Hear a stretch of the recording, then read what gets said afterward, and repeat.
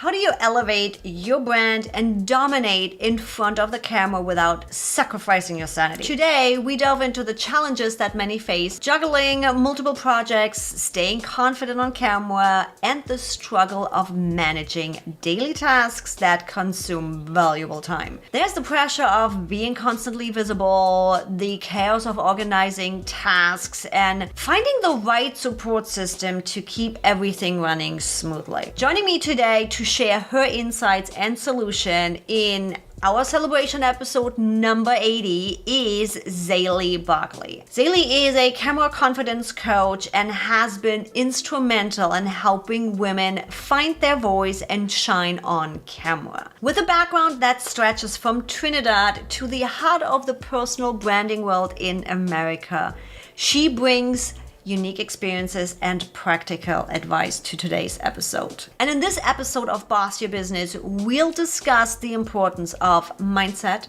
practical tips for managing projects, and the value of seeking support. Expect to hear about the strategies that will help you enhance your visibility, elevate your brand, and change your approach to both business and life. And with that, XayLi, so welcome. I am so happy to have you on my podcast. The one, the only, the woman of video. I am so excited to have you, so we get to nerd out today. Thank you for having me, Evie. And guys, if you haven't heard about XayLi yet, first of all, you probably haven't done video then yet, because XayLi, again, is the queen of video. XayLi, tell my audience, because I'm like, yeah, as much as I'm joking, we can't know everybody. I know we all work in our circles, and sometimes there's just people that we haven't come across yet. For the ones in my audience that might just be starting out with video or simply haven't come across you yet, tell my audience, who are you and what do you do? Oh, sure. Hey, guys, I'm XayLi Barclay. I am a camera confidence coach. I am so passionate about helping women to find their voice and be visible, like amplify your brand on camera is what I'm all about. I love helping people learn how to build an audience and how to market and sell their products and services confidently and effortlessly. That's really what I love doing. And that's what you're doing amazingly. Now, before we dive into all of that, did little XayLi think she's ever going to be like this up front in camera? I know you regularly have a microphone in front of you or a camera. Did little XayLi think that's going to be her life? Maybe when I turned around 7, I felt like I had a conversation with God where I clearly heard him say, if you want what you really desire, you can't wait for it. Like, no successful person is waiting for it. So you have to position yourself for it. And as a little girl living in the Caribbean, I didn't know how. I felt like America was success. So I had to get from Trinidad to America. And I did that. You know, it took a few years, but I did. I think I came at first when I was 15. And then I started like staying, coming on vacation because my mom was in the US.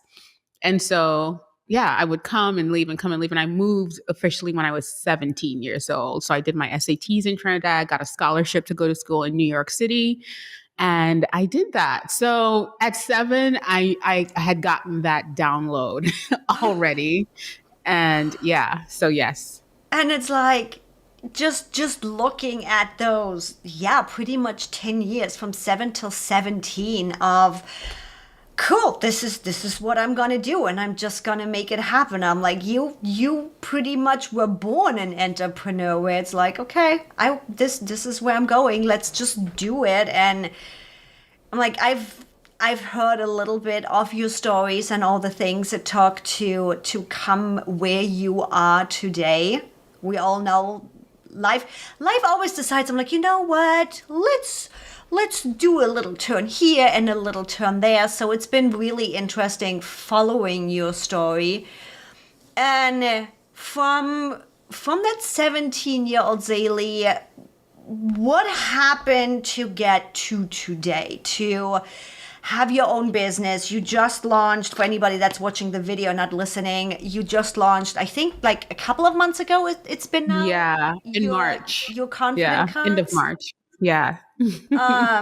Just again, helping women, helping people in general be more confident on camera.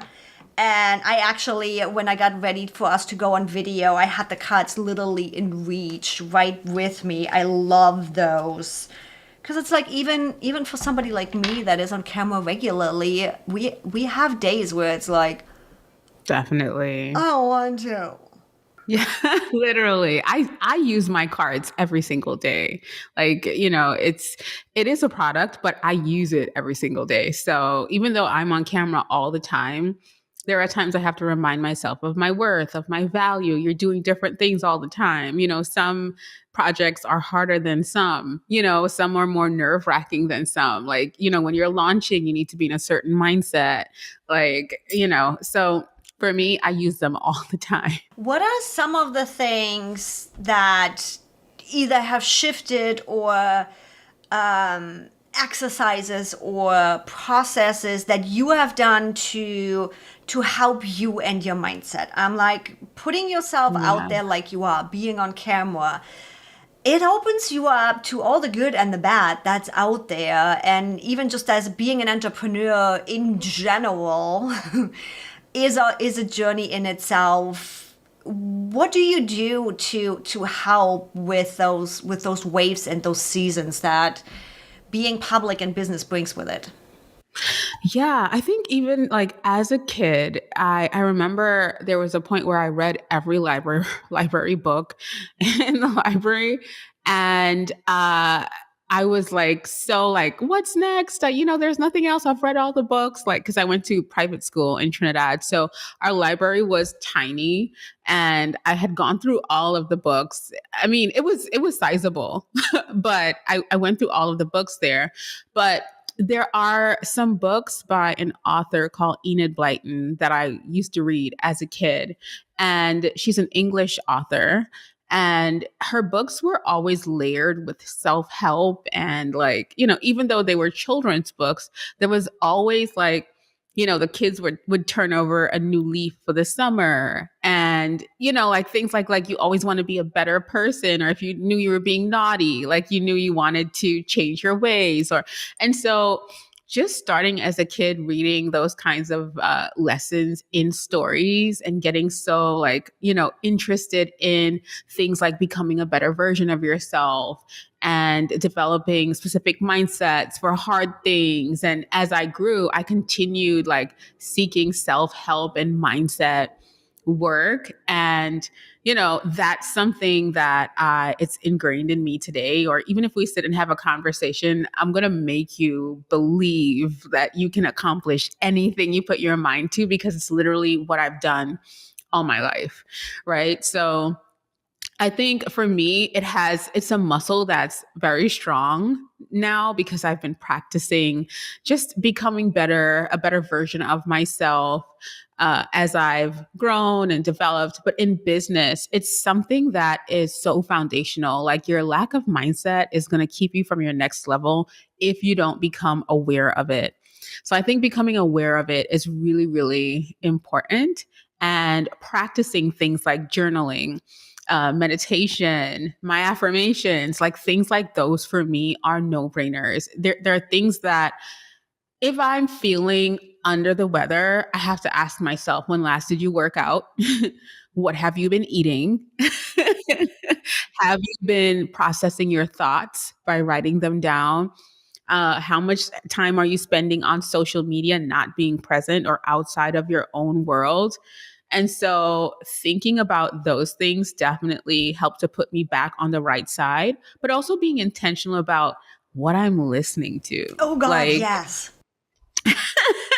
we forget that, Mm-hmm. your brain is also a muscle that needs to be exercised. And if you are not taking in something that is good for you, for example, for me, my alarm, I use Alexa. I'm not going to say her name because she's going to wake up. I changed her name so this doesn't happen. Oh, that's a good idea.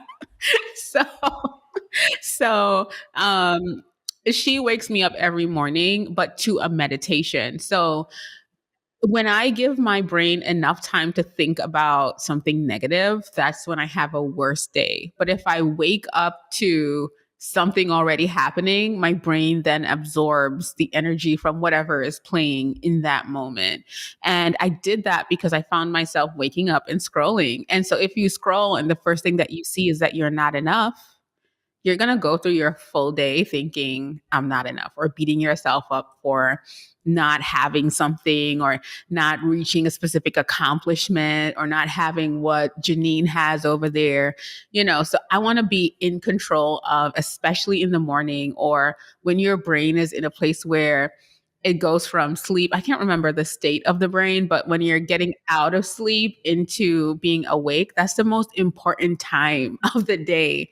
And so needing to maximize that, things like that bring me back to being my best in business and on camera. And it's like, the reason why I was like, oh my God, is because I catch myself in that same thing, and not even just the scrolling on social media. I fairly easily realize that when I go down a rabbit hole, when research ends up just hurting me, and I'm like, just put it away. You're done, Yes. Evie. Also TV, where just some stupid drama show for all I care, where I know it's not real, where I know it's staged. Yet still, if I watch too much of it, I find myself going down this rabbit hole of the whole world is bad. Don't get me wrong, there is enough things that we can do better, and we are all working on making the people and our surroundings better. But if, like, when I watch certain TV shows, it's like everything is just black, everything is just bad, and I'm like, I will not watch it, because I just don't want that. I want to believe, and I do believe, that people are good, and especially the people around me. And that's why I was like, yep, that was my lesson last week. I went down one of those rabbit holes again, and I'm like, oh my God, here we go again. But that's where the realization comes in, where it's like, cool, fell back into an old habit, asking the questions, as you said. Did I fuel my body right? Did I eat the right things? Did I hydrate? Did I move? Did I do the things? No? Then let's get back on and let's do the thing again. And it's just, it's a muscle, as you said. Not every day is going to be great. You're going to have a day where I don't leave the couch and I'm just feeling sorry for myself, and I give myself the time to just wallow for a day, and guess what? Tomorrow morning, I'm back at it. I think similar things also happen in our business. Now, you have a lot of things going on. You have your own YouTube channel. I think there's actually multiple YouTube channels. I used to, but now I'm focusing on one. See? Seasons. Yeah, Seasons. definitely. You are working with Thinkific. I know there's the summit going on. I know you have a lot of things going on in your life. How do you, and I do not like the word balancing, but how do you make it all work? How do you work through seasons? How do you train that business muscle? What's happening on that side of things? Yeah, I mean, it's a lot. And honestly, like, I wish I could tell you, Evie, it's all organized and I have it all together. That is definitely not the answer I'm going to give. And which is why I have you on the show, because I'm like, heck, I teach systems and my stuff isn't perfect. None of us are. Exactly. Yeah. Like, no, I'm definitely, I don't, if I were to say it's all figured out, I would be lying. So, yeah, I'm too authentic for that, to be honest. But yeah, no, it's not all figured out. But what I do is I've learned to show up and kill it. Like, no matter what it is, understand the energy that needs to go towards it and show up and kill it. The second thing is support. So because I'm so focused on showing up and killing whatever it is that I have my fingers in, I also need my support system. And so when I say that, I mean that things still need to be running in the background so that I can focus on showing up and killing it, right? So when I say that, I might mean I might be traveling to speak somewhere, or I might be doing a sponsorship for a brand that I'm working with, or I might be teaching a masterclass, or we might be launching something on the back end. There's always so much going on. And the way my brain works, I need to be able to focus on whatever it is that I'm doing until it's done, and then I can focus on something else. And so when I was alone in my business doing that and I didn't have support, taking care of other things that are happening, like inboxes, answering someone, whatever it is, I would struggle. And I had to be really honest with myself and put systems in place and put support in place. And also just remember that I deserve to be supported, right? Like that. Mm-hmm. That's something that I repeat every so often. Like, I deserve to be supported. And when I started thinking about it like that, things started falling into place and I was able to show up and kill the things that I needed to focus on. Because listen, you have to have those things in place for things to run smoothly, or you're just going to be frustrated all the time. And And we don't want that. that's one of the things I loved with you leading up to this interview. Because I'm like, I've known you for quite a while. We've chatted constantly on Instagram on and off pretty much for years now. When it came down to business, it was XayLi told me, hey, can you email right here? My assistant is gonna take care of that. And I'm like, fuck yes, girl. Hell Yeah. yeah. Yeah, for you. yeah. I'm in my inbox a lot, but if it's something that I know that I don't have the capacity for and I really want it to happen, I have to trust myself to hand it off. And so she's in my inbox all the time. I think it's one of the first things that she does in the morning because, people will ask for me to do something, or sometimes brands reach out in the inbox, or sometimes people reach out to work with me. And I know that if I try to handle this, it's not going to happen. So she's going to come in and she's going to comb through all of the things and support me in that way. So because I'm usually talking to you on Instagram, I needed to tell you that so that we could be here today, right? Because if like, it was up to me, it wouldn't happen. so, yeah. I love it because of like, to me, perfect. She's got a system for that. And Yeah. heck yeah, I'm like, I know I have assistants in different areas in my business right now. I do not have an executive assistant, right hand, whatever you want to call it at that point. And I was like, yeah, that is on my list because Yeah. considering probably not at the level you're getting it, but considering even just the emails that I'm getting with my tiny YouTube channel, with brands reaching out, and the time I'm spending on looking at, is this even valid? Do I want to do this? Do I not want to do this? Yeah. There's so much time that goes into admin stuff where I'm not in my genius. I'm not where I'm fulfilled. I'm not where my power and my energy is best spent. And that's just where I'm at right now. But I know exactly that by end of this year, beginning of next, that's the next position I'm going to be filling.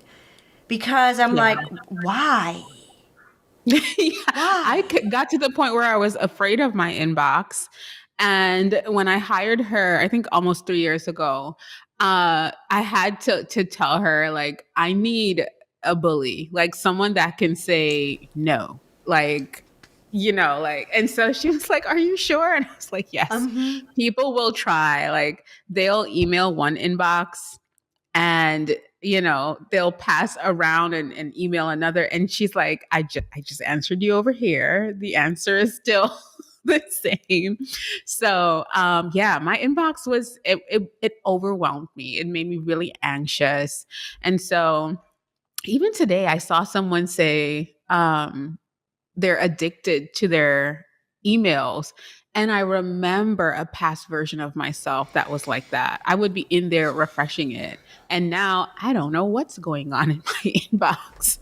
So, and it helps me focus on the things that I really do care about doing, like creating content and, preparing for programs and creating products and thinking about campaigns and getting excited about YouTube and going live. Like, I need to be focused on things that are moving the business forward versus things that are a $10 task that someone else can do. Oh my God, I did. I joined James Wedmore's The Rise of the Digital CEO the other day, and we know what he's teaching. We're speaking the same language, right? But he brought up one thing where I was like, oh my God, he did the math. So if we were working full time, it's what, 2,080 hours a year. So now do the math. How much do you actually need to minimum make? And now you are spending what? An hour and something that's just a $10 an hour task. So rather than you paying somebody $10, you are actually paying what? 150, 175, maybe even $350 an hour that you could be making somewhere else just to do this BS at Y. Literally. And it's like following the math that way. And it's like, we have the understanding, right? It was just another way of looking at it where I'm like, the next hire is an assistant. Yes, you will. Yeah, like literally, you deserve to be supported. And I think that's another piece for us as women in business. I don't know you, but it's like it's been a lot of work for me to step into this. I don't have to do it all myself. I don't have to have all the answers. I don't have to do it all myself. I get to ask for help. Holy cannoli, that was a growth spurt. Yeah, it is. It is, and you like. It's hard to conceptualize. First of all, for the people that are multi-passionate, or you think that no one else can do it better than you, they can. Guilty. They can. Guilty. Somebody else will do it and give it back to you, and you look at it like, oh my gosh, wow. Now, don't get me wrong. When you are going through the process, there are going to be, because listen, I've hired and fired a lot of people. But you're going to go through assistant. Like before I found my assistant now, I went through a few people. Wow. Like there was even a time where I had an assistant, an OBM, and even that, it was a mess. Like I'm only laughing over here because I feel you.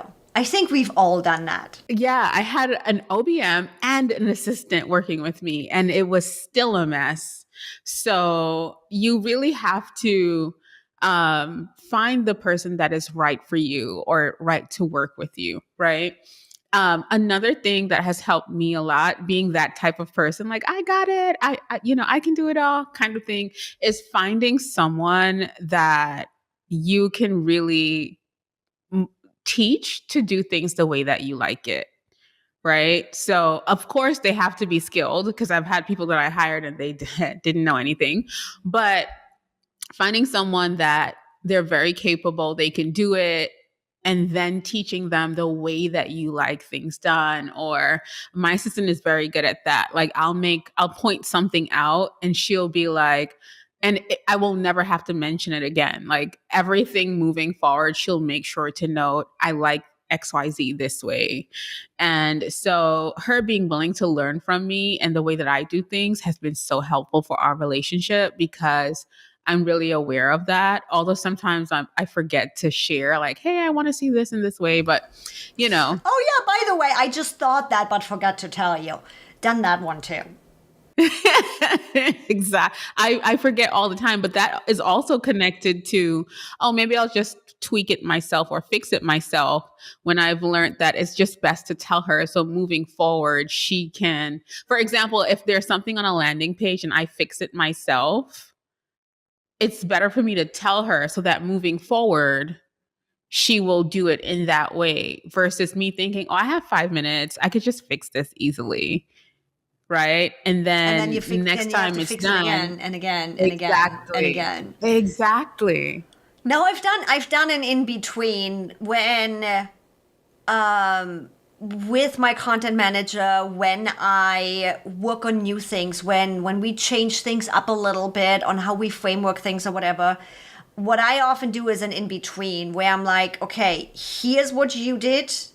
I just spend 15 minutes polishing, figuring out what I want, because sometimes it's me just figuring out what I actually want and I need to do it.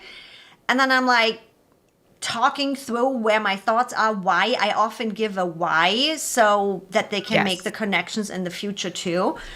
And then I'm like, so my brain is finally making sense on why I want it different and how I want it different. Yeah. Here's the result so that we can adjust for the future. So it's like, it's just, again, as you said, paying attention to what's happening and adjusting accordingly. Yeah, or even using a loom while you update it, like doing it, on video and talking it through like it's a tutorial. That's so helpful too, like. And it's like, it's great with me when I have team members. When I explain, I over explain often. Here's why and how and where and how and what and all the things. And having people that can take all of that and concise it down into, this is what she actually said. It took her 10 minutes, but within 30 seconds, here's what matters. Yeah. That's where I have found, yes, I'm looking for skill too, but I'm looking more at the personality. You need the base skills. I can teach the rest, but what's your personality? Literally. I know everything. I'm not gonna be able to teach you how I would like to have things. That detail oriented that you mentioned with your assistant, where it's like, I don't have to tell you 5 times. Yes. And then repeat it again another 10 times. Oh my God, that is invaluable. XayLi, tell me, what's in the future for XayLi, confidence cards, Brave on video, all the things? So many exciting things. Working with more companies so that they're also able to share the beauty of the cards with their audiences as long as there is alignment. We are reopening the Brave on Video membership, which I'm so excited about because we're going to be able to serve people on a deeper level. We've been building that system on the back end. We're also launching an app to go along with the cards. There's so much happening. I'm like, oh my gosh. So that's what I'm really looking forward to right now.